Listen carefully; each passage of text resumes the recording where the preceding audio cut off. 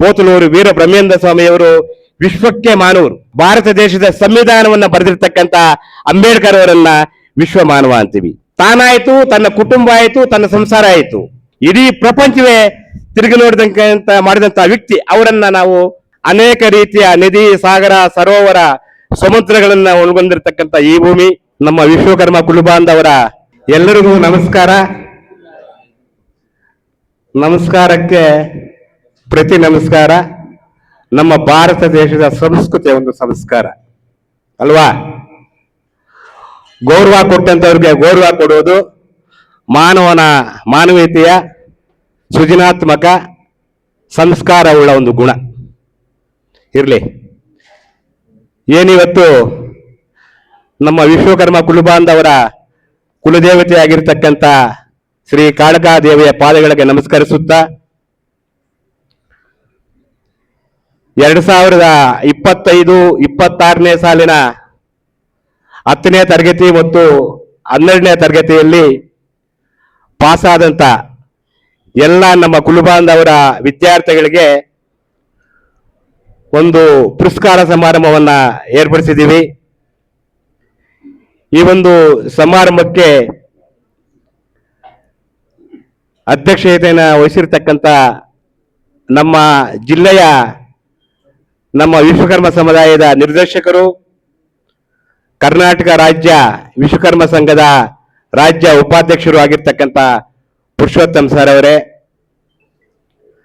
ನಮ್ಮ ಗ್ರಾಮಾಂತರ ಠಾಣೆಯ ಸಬ್ ಇನ್ಸ್ಪೆಕ್ಟರ್ ಆಗಿರ್ತಕ್ಕಂಥ ಅರುಣ್ ಗೌಡ ಪಾಟೀಲ್ ಸರ್ ಅವರೇ, ನಮ್ಮ ಸಮುದಾಯದ ಯುವ ಮುಖಂಡರು, ಅವರು ರಾಜ್ಯದ ಉಪಾಧ್ಯಕ್ಷರು, ಸಮಾಜ ಸೇವಕರು ಆಗಿರ್ತಕ್ಕಂಥ ಸತೀಶ್ ಅವರೇ,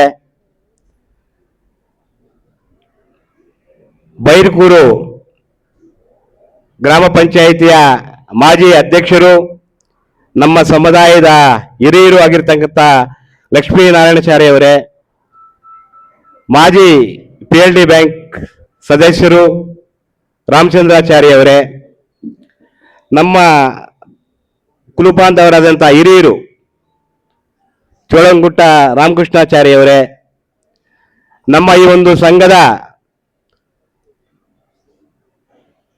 ಗ್ರಾಮಾಂತರ ಸಂಘದ ಪ್ರಧಾನ ಕಾರ್ಯದರ್ಶಿಯಾಗಿರ್ತಕ್ಕಂಥ ವಿಶ್ವನಾಥಾಚಾರ್ಯ ಅವರೇ, ಮತ್ತು ಈ ಒಂದು ವೇದಿಕೆ ಮೇಲೆ ಆಸೀನರಾಗಿರ್ತಕ್ಕಂಥ ಶ್ರೀನಿವಾಸಾಚಾರ್ಯ ಅವರು, ಅವ್ರದ್ದು ಈ ಒಂದು ಕಾರ್ಯಕ್ರಮಕ್ಕೆ ಅಪಾರವಾದಂಥ ಒಂದು ಸೇವೆ ಇದೆ.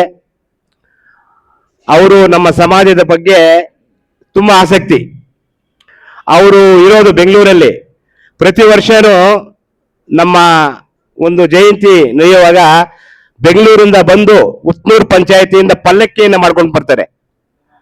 ಅಂತ ನಮ್ಮ ಸಮುದಾಯದ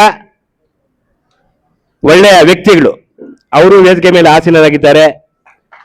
ಮತ್ತು ಎಲ್ ನಾರಾಯಣಾಚಾರ್ಯ ಅವರೇ, ಶ್ರೀನಿವಾಸಾಚಾರ್ಯ ಅವರೇ, ಎಲ್ಲ ನಮ್ಮ ಸಂಘದ ಪದಾಧಿಕಾರಿಗಳೇ, ನಮ್ಮ ಎಲ್ಲ ಕುಲಬಾಂಧವರೇ, ಪ್ರೀತಿಯ ವಿದ್ಯಾರ್ಥಿನಿಯರೇ,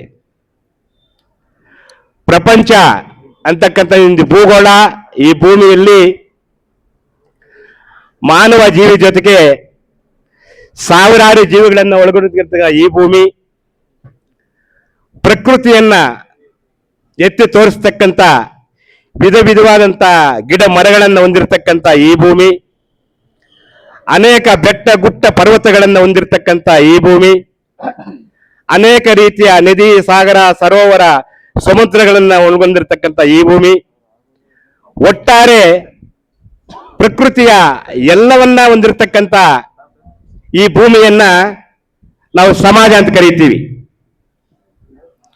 ಈ ಸಮಾಜದಲ್ಲಿ ಯಾವುದು ಯಾರಿಗೂ ಶಾಶ್ವತವಲ್ಲ. ನಾವು ಮಾಡಿರ್ತಕ್ಕಂಥ ಒಂದು ಸಾಧನೆ, ನಾವು ಮಾಡಿರ್ತಕ್ಕಂಥ ಒಂದು ಕಾರ್ಯ, ಅವು ಸಮಾಜದಲ್ಲಿ ಶಾಶ್ವತವಾಗಿ ಉಳಿಯೋದು. ಒಂದು ಸಿರಿತನ ಶಾಶ್ವತವಲ್ಲ, ಬಡತನನೂ ಶಾಶ್ವತವಲ್ಲ.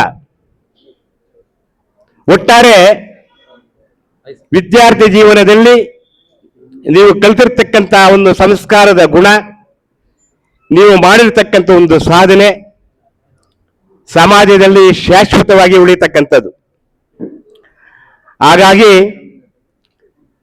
ಹುಟ್ಟು ಉಚಿತ, ಸಾವು ಖಚಿತ. ಹುಟ್ಟುವಾಗ ನಾವು ಯಾವ ಸಮುದಾಯದಲ್ಲಿ ಹುಡ್ತೀವಿ, ಯಾವ ಮತದಲ್ಲಿ ಹುಡ್ತೀವಿ, ಯಾವ ಪಂಗಡದಲ್ಲಿ ಹುಡ್ತೀವಿ ಅಂತ ನಮಗೆ ಗೊತ್ತಿಲ್ಲ. ಹುಟ್ಟುವಾಗ ನಾವು ಯಾರಿಗೂ ಕಾಸು ಕೊಡಂಗಿಲ್ಲ, ಯಾರನ್ನೂ ಕೇಳುವುದೂ ಇಲ್ಲ. ಆದರೆ ಹುಟ್ಟಿದ ಮನುಷ್ಯ ಸಾಯಲೇಬೇಕು. ಆ ಒಂದು ಸಾವು ಆ ಮನುಷ್ಯನಿಗೆ ಯಾವಾಗ ಬರುತ್ತೆ, ಯಾವ ಟೈಮಲ್ಲಿ ಬರುತ್ತೆ, ಯಾವತ್ತು ಬರುತ್ತೆ ಅನ್ನೋದು ವಿಸ್ಮಯಕಾರಿ ಒಂದು ಸಂಗತಿ. ಆದರೆ ಹುಟ್ಟು ಮತ್ತು ಸಾವಿನ ನಡುವಿನ ಅಂತರದ ಜೀವನ, ಈ ಮಾನವನ ಜೀವನ ಬಹಳ ಶ್ರೇಷ್ಠವಾದಂಥ ಜೀವನ, ಬಹಳ ಪ್ರಮುಖವಾದಂಥ ಜೀವನ. ಆ ನಡುವಿನ ಅಂತರದ ಜೀವನದಲ್ಲಿ ನಾವು ಏನನ್ನ ಸಾಧನೆ ಮಾಡಿದ್ದೀವಿ, ಏನನ್ನ ಕಾರ್ಯಗತ ಮಾಡಿದ್ದೀವಿ ಅನ್ನೋದೇ ಈ ಸಮಾಜದಲ್ಲಿ ಶಾಶ್ವತವಾಗಿ ಉಳಿತಕ್ಕಂಥದ್ದು. ಪ್ರೀತಿಯ ವಿದ್ಯಾರ್ಥಿಗಳೇ, ಸಮಾಜದ ಮಾನವರನ್ನ 3 ಗುಂಪುಗಳನ್ನಾಗಿ ವಿಂಗಡಿಸಬಹುದು. ಒಂದು ಅಲ್ಪ ಮಾನವ, ಎರಡನೆಯದು ಮಧ್ಯಮದ ವರ್ಗದ ಮಾನವ, ಮೂರನೆಯದು ವಿಶ್ವ ಮಾನವ. ಪ್ರತಿಯೊಬ್ಬ ಮಾನವನು ಹುಟ್ಟುವಾಗ ವಿಶ್ವ ಮಾನವನಾಗಿ ಹುಟ್ಟುತ್ತಾನೆ. ಆ ಹುಟ್ಟಿದಂಥ ಮಗುವು ಪ್ರಪಂಚದ ಜ್ಞಾನವನ್ನ ಇಲ್ಲದೇ ಇರತಕ್ಕಂಥ ಮಗು, ನಿಷ್ಕಲಮಲವಾಗಿರ್ತಂಥ ಮನಸ್ಸು, ಯಾವುದನ್ನ ಮಾಡಬೇಕು ಯಾವುದನ್ನ ಮಾಡಬಾರದು ಅನ್ನೋದನ್ನ ಅರಿಯದೇ ಇರತಕ್ಕಂಥ ಮಗುವನ್ನ ನಾವು ದೇವರಿಗೆ ಹೋಲಿಕೆ ಮಾಡ್ತೀವಿ.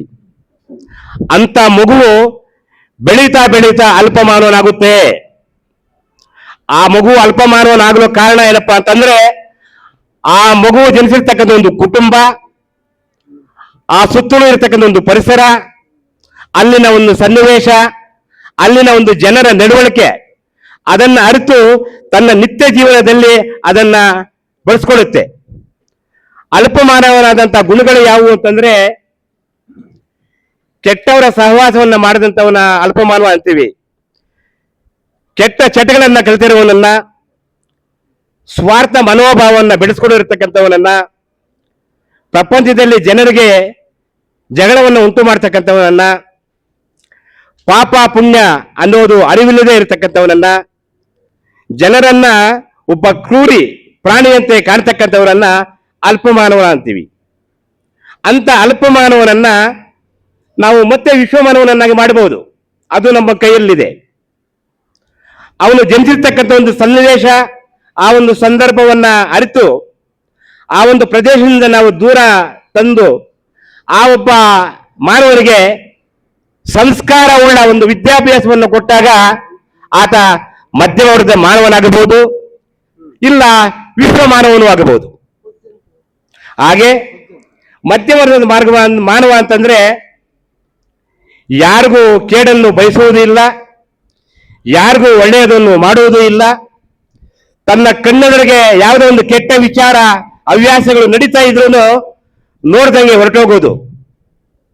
ನನ್ನ ಹತ್ರ ಇದೆ ಅಂತ ಬೇರೆ ಯಾರಿಗೂ ಕೊಡುವುದೂ ಇಲ್ಲ, ಇಲ್ಲ ಅಂತ ಯಾರ ಹತ್ರ ಇಸ್ಕೊಳ್ಳುವುದೂ ಇಲ್ಲ. ತಾನಾಯ್ತು, ತನ್ನ ಕುಟುಂಬ ಆಯಿತು, ತನ್ನ ಸಂಸಾರ ಆಯಿತು. ಇಂಥ ಮಾನವರು ಸಹ ನಮ್ಮ ಸಮಾಜದಲ್ಲಿದ್ದಾರೆ. ಅವರನ್ನ ಮಧ್ಯಮದ ವರ್ಗದ ಮಾನವ ಅಂತ ಕರೀತೀವಿ. ಮೂರನೆಯದು ವಿಶ್ವ ಮಾನವ. ಈ ವಿಶ್ವ ಮಾನವ ಅಂತಕ್ಕಂಥವನು ಹುಟ್ಟುವಾಗಲೇ ಆತನ ಒಂದು ಮನಸ್ಸಲ್ಲಿ ಕಾಯ ವಾಚ ಹುಟ್ಟು ಬಂದಿರುತ್ತೆ. ನಾನು ಏನೋ ಒಂದು ಸಾಧನೆ ಮಾಡಲೇಬೇಕು, ನಾನು ಮಾಡಿರ್ತಕ್ಕಂಥ ಒಂದು ಸಾಧನೆ ಕಾರ್ಯರೂಪಕ್ಕೆ ಬರಬೇಕು, ಕಾರ್ಯರೂಪಕ್ಕೆ ಬಂದಿರತಕ್ಕಂಥ ಈ ಸಾಧನೆ ಕಾರ್ಯಗತವಾಗಬೇಕು, ಕಾರ್ಯಗತ ಆಗಿರ್ತಕ್ಕಂಥ ಈ ಒಂದು ವಿಚಾರ ಸಮಾಜದಲ್ಲಿ ಶಾಶ್ವತವಾಗಿ ಉಳಿಯಬೇಕು. ಅಂತ ಮಾನವರನ್ನ ನಾವು ವಿಶ್ವ ಮಾನವ ಅಂತೀವಿ. ಉದಾಹರಣೆಗೆ ನಮ್ಮ ಸಮುದಾಯದ ಶ್ರೀಮದ್ ವಿರಾಟ್ ಪೋತಲೂರು ವೀರ ಬ್ರಹ್ಮೇಂದ್ರ ಸ್ವಾಮಿಯವರು ವಿಶ್ವಕ್ಕೆ ಮಾನವರು. ಸುಮಾರು 800 ವರ್ಷಗಳಲ್ಲಿ ಅವರು ಬರೆದಿರ್ತಕ್ಕಂಥ ಒಂದು ಕಾಲಜ್ಞಾನ, ಅವರು ನುಡಿದಿರ್ತಕ್ಕಂಥ ಒಂದು ತತ್ವಗಳು 100ಕ್ಕೆ 100 ನಡೆದು ಹೋಗಿರ್ತಕ್ಕಂಥ ಒಂದು ಈ ಸಮಾಜ. ಅವರನ್ನ ಒಬ್ಬ ವಿಶ್ವ ಮಾನವ ಅಂತೀವಿ.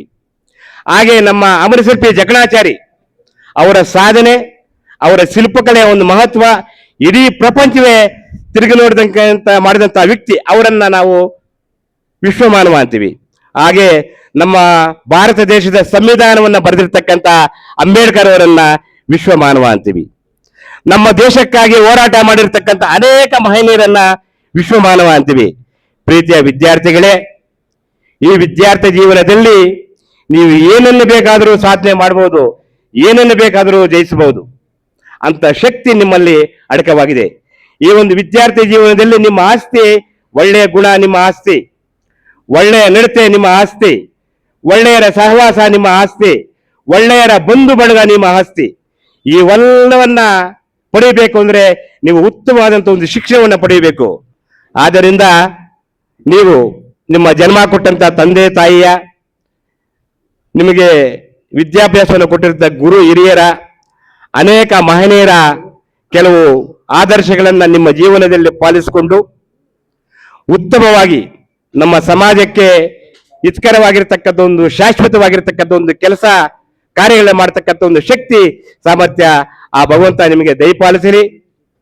ಈ ಕಾರ್ಯಕ್ರಮಕ್ಕೆ ಆಗಮಿಸಿದಂತ ಎಲ್ಲರಿಗೂ ಮತ್ತೊಮ್ಮೆ ನಮಸ್ಕರಿಸುತ್ತಾ, ಮುಂದಿನ ವರ್ಷ ಇದೇ ಒಂದು ಕಾರ್ಯಕ್ರಮವನ್ನ ಮತ್ತಷ್ಟು ಅದ್ಭುತವಾಗಿ ಹೆಚ್ಚಾಗಿ ನಡೆಸ್ತಕ್ಕಂಥ ಒಂದು ಶಕ್ತಿ ಸಾಮರ್ಥ್ಯ ಆ ಮಹಾತಾಯಿ ನಮಗೆ ದಯಪಾಲಿಸಲಿ ಅಂತ ದೇವರಲ್ಲಿ ಬೇಡಿಕೊಳ್ಳುತ್ತಾ, ಈ ಸಂದರ್ಭದಲ್ಲಿ 4 ಮಾತುಗಳನ್ನು ಆಡಲು ಅವಕಾಶ ಮಾಡಿಕೊಟ್ಟಂತ ವೇದಿಕೆ ಮೇಲೆ ಆಸೀನರಾಗಿದ್ದಂತ ಎಲ್ಲ ಗಣ್ಯರಿಗೂ ವಂದನೆಗಳು. ಜೈ ವಿಶ್ವಕರ್ಮ.